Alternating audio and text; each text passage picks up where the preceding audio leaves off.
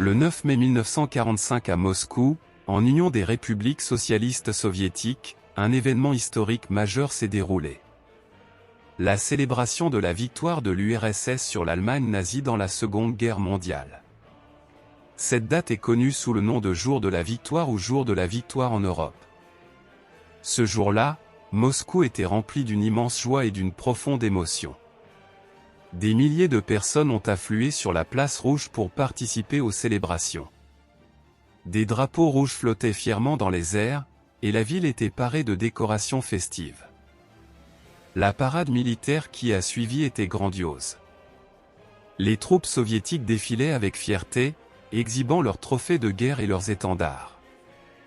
Les chars, les avions et les armements modernes défilaient devant les yeux émerveillés de la foule, symbolisant la puissance militaire de l'Union soviétique. Staline, le dirigeant soviétique, s'est tenu sur la tribune centrale, entouré de hauts dignitaires et de héros de guerre. Dans un discours éloquent, il a rendu hommage aux soldats et aux civils qui ont sacrifié leur vie pour la victoire, et a souligné la détermination et le courage du peuple soviétique dans cette lutte acharnée. Et pourtant, cet homme est l'un des dictateurs les plus sanglants du XXe siècle au cours de ses 30 ans de règne sur l'Union soviétique. 20 millions de personnes ont été assassinées et massacrées. Il a personnellement signé l'arrêt de mort pour des dizaines de milliers de victimes. Mais il a créé une image de lui-même si puissant mais au plus fort. De son règne, il a été salué dans toute la Russie et l'Occident comme le père et le sauveur du peuple soviétique. L'homme d'acier Staline se considérait comme le héros national et le messie bolchevique de l'époque.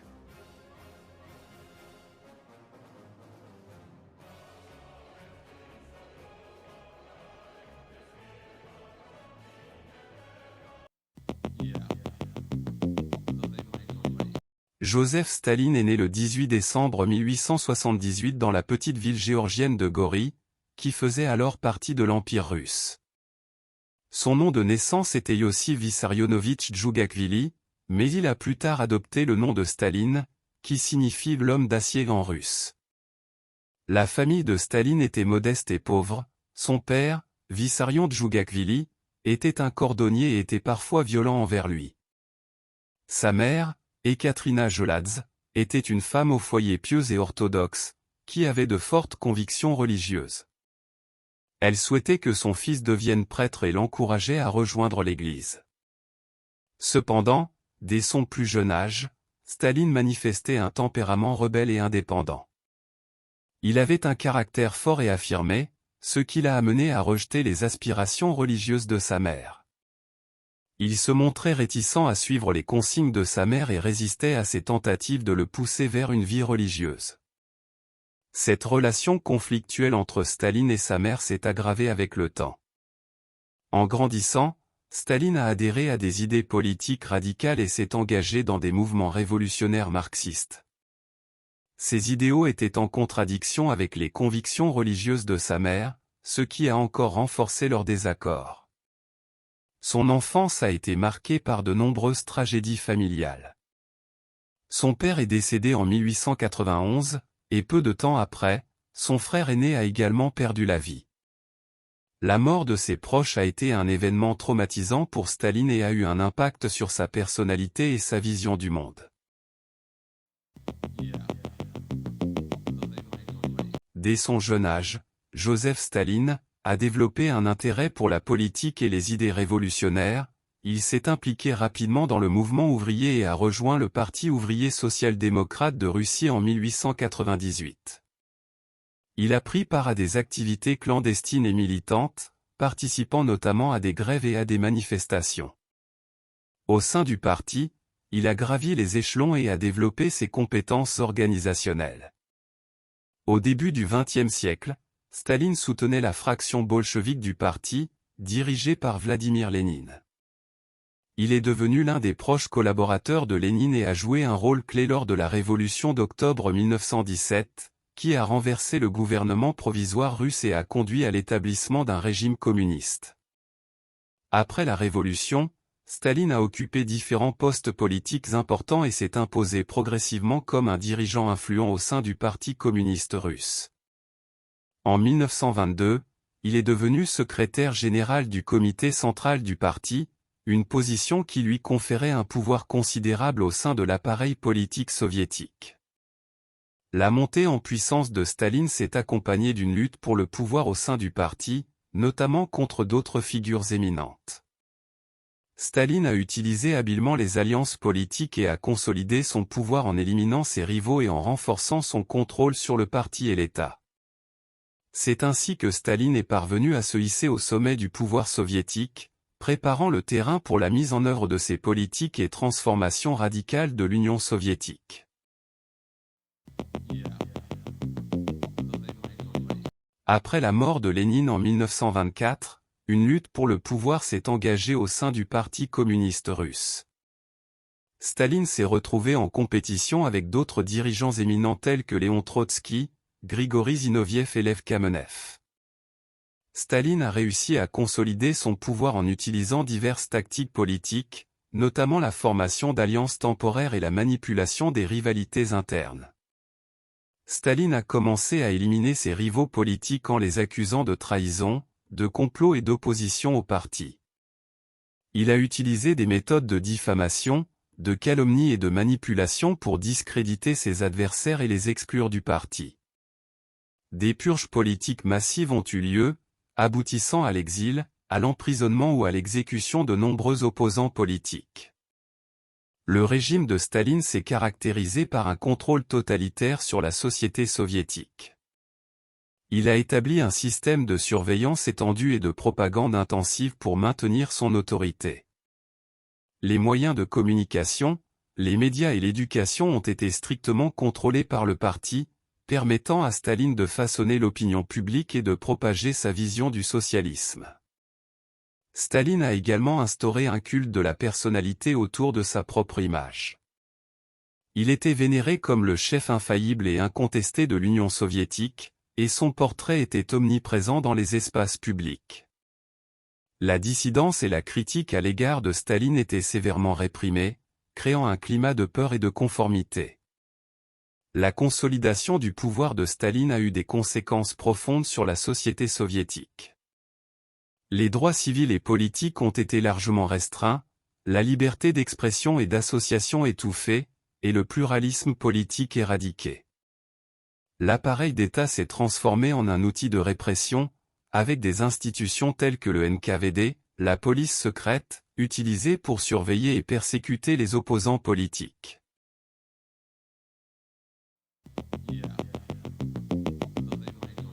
Staline a mis en œuvre une série de politiques économiques radicales dans le but de transformer l'Union soviétique en une puissance industrielle moderne.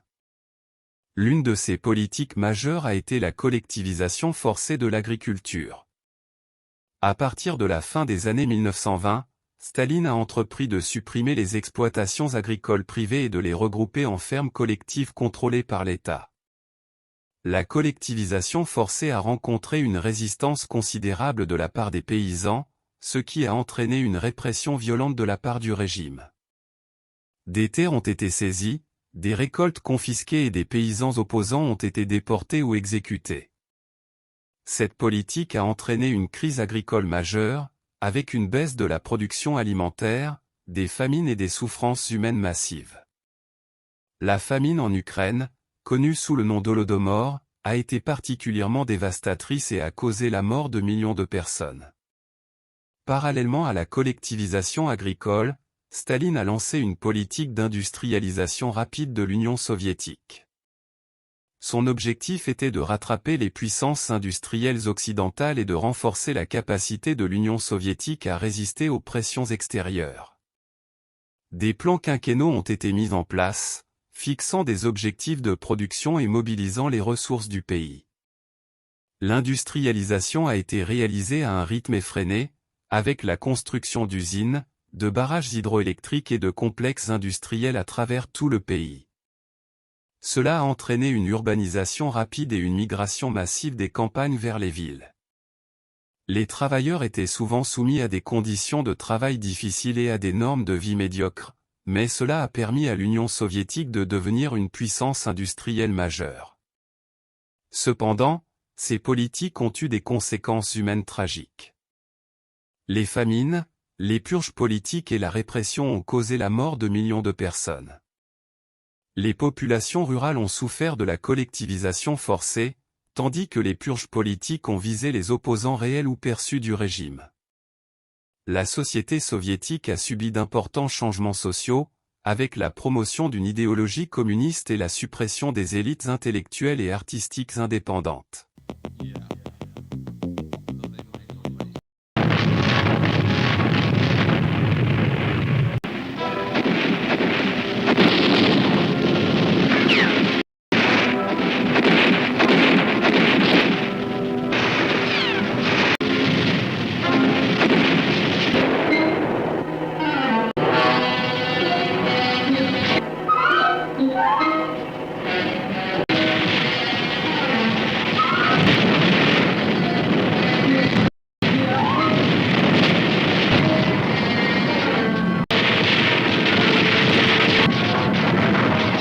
La Seconde Guerre mondiale a été un tournant majeur dans l'histoire de l'Union soviétique, et Staline a joué un rôle central dans la résistance soviétique contre l'Allemagne nazie.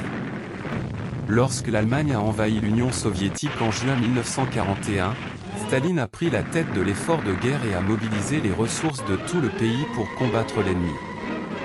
Staline a adopté une stratégie militaire de défense totale, appelée la guerre patriotique.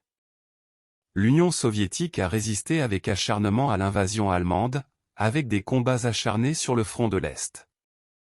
Staline a coordonné les efforts militaires, a renforcé la production d'armement et a mobilisé des millions de soldats pour défendre le pays.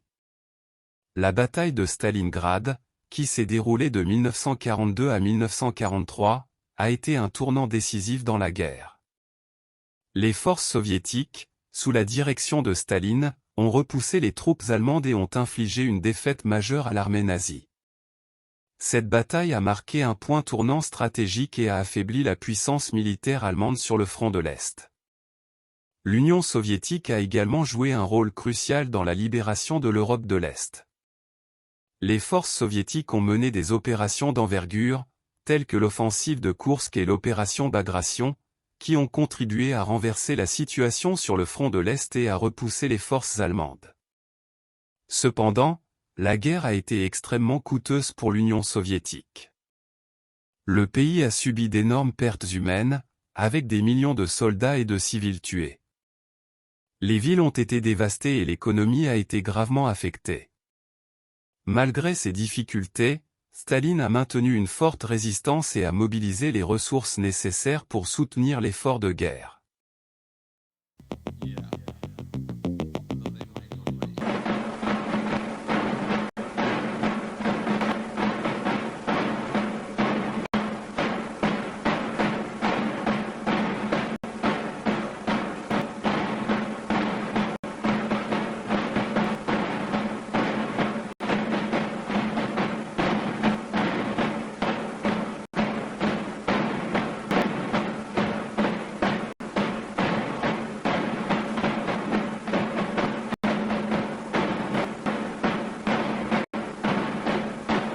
Les dirigeants des pays alliés se sont réunis à plusieurs reprises lors de conférences internationales clés pour discuter de l'organisation de l'après-guerre et des zones d'influence en Europe. La conférence de Téhéran en 1943 et la conférence de Yalta en 1945 ont été des moments importants de coopération entre Staline, Franklin D. Roosevelt, Winston Churchill et d'autres dirigeants. Après la Seconde Guerre mondiale, Staline a consolidé son pouvoir en Union soviétique et a exercé une influence considérable sur la politique intérieure et extérieure du pays. L'Union soviétique a entrepris un effort de reconstruction massif pour réparer les dégâts causés par le conflit. Staline a supervisé les plans de reconstruction et a mis l'accent sur la réindustrialisation et la modernisation du pays. L'Union soviétique a étendu son influence en Europe de l'Est, établissant des régimes communistes satellites. Ces pays sont devenus membres du bloc de l'Est et ont été sous l'influence politique, économique et militaire de l'Union soviétique. La période d'après-guerre a été marquée par la guerre froide entre l'Union soviétique et les pays occidentaux, principalement les États-Unis. Les tensions idéologiques et géopolitiques se sont intensifiées, entraînant une course aux armements, des conflits régionaux et une méfiance mutuelle. Le culte de la personnalité autour de Staline s'est intensifié après la guerre. Des portraits, des statues et des représentations de Staline étaient omniprésents en Union soviétique, et son pouvoir était renforcé par une propagande intense et une répression politique. Bien que les grandes purges de la période des années 1930 aient diminué après la guerre, Staline a continué de mener des purges politiques ciblées pour éliminer les opposants réels ou perçus au sein de l'appareil gouvernemental et du Parti communiste. Staline a également joué un rôle clé dans l'établissement et le maintien des relations avec d'autres pays communistes, tels que la Chine, la Corée du Nord et les pays de l'Europe de l'Est. Il a soutenu les mouvements communistes à travers le monde et a tenté de consolider l'influence de l'Union soviétique.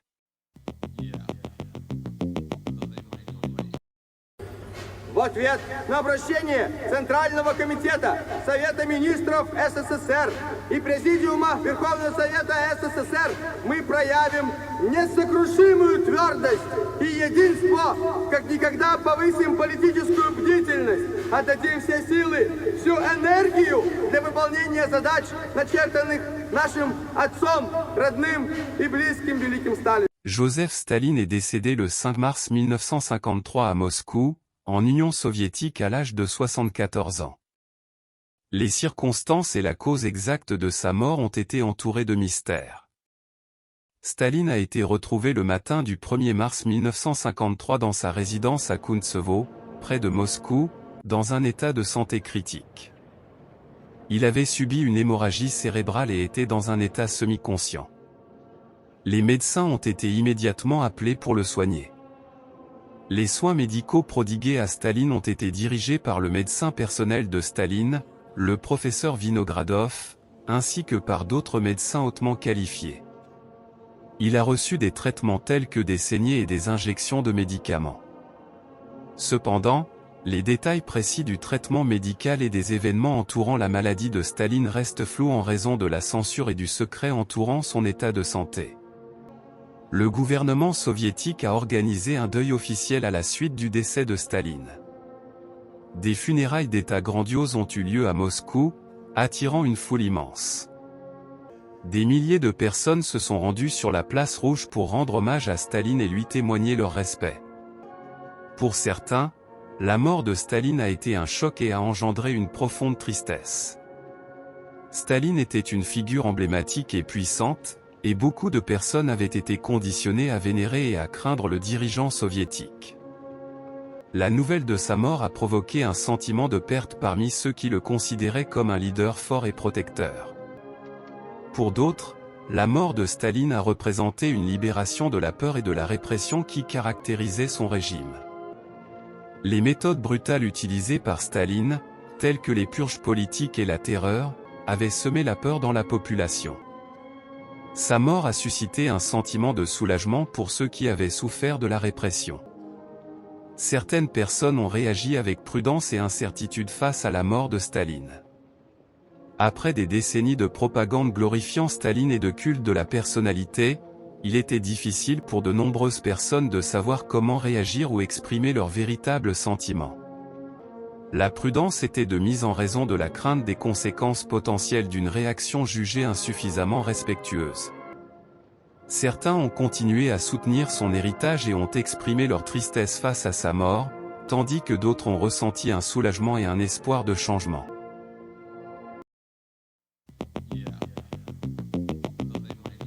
L'héritage de Staline est à la fois complexe et controversé. D'un côté, il est souvent crédité d'avoir joué un rôle majeur dans la modernisation de l'Union soviétique et dans la transformation du pays en une superpuissance mondiale. Sous son règne, l'URSS est devenue une force économique et militaire de premier plan, capable de rivaliser avec les puissances occidentales. Sur le plan économique, Staline a mis en œuvre une série de politiques qui ont contribué à l'industrialisation rapide de l'Union soviétique. Malgré les coûts humains élevés, ces politiques ont permis à l'URSS de développer une industrie lourde puissante, de moderniser l'agriculture et d'améliorer les infrastructures. Le pays est devenu autosuffisant dans de nombreux domaines clés et a pu résister aux pressions économiques extérieures.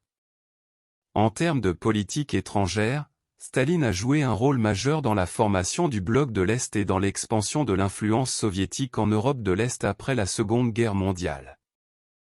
Les pays de l'Europe de l'Est sont devenus des États satellites de l'URSS, renforçant ainsi la sphère d'influence soviétique et établissant un équilibre de pouvoir bipolaire avec les États-Unis pendant la guerre froide. Cependant, l'héritage de Staline est également marqué par des violations massives des droits de l'homme et des crimes contre l'humanité.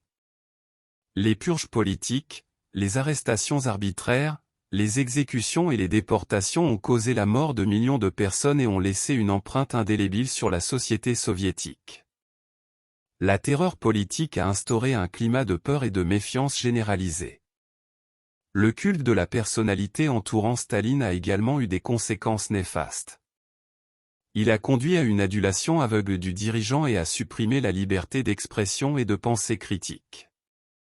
La société soviétique était marquée par la censure, la répression politique et la surveillance constante, créant ainsi un climat de conformité et de contrôle totalitaire.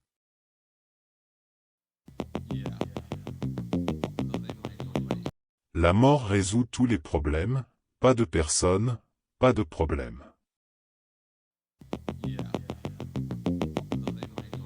L'histoire montre que ce sont les masses qui font l'histoire.